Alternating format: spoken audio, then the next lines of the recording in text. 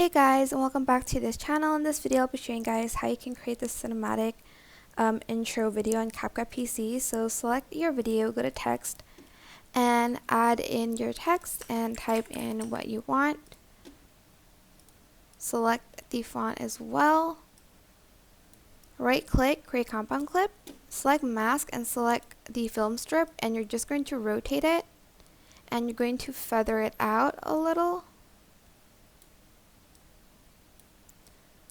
Then you're going to start up here, or from down here, it's up to you.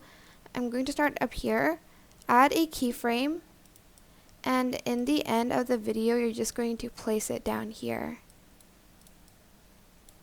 And this is what your video should look like. I hope this tutorial is helpful for you guys. Don't forget to like, comment, share. Also subscribe to this channel if you haven't done that already. If you have any questions, just leave it in the comment section down below and I will try my best to answer them all for you guys. And if you found this video helpful, please click the thanks button above the description box down below. Thank you so much for watching. Bye!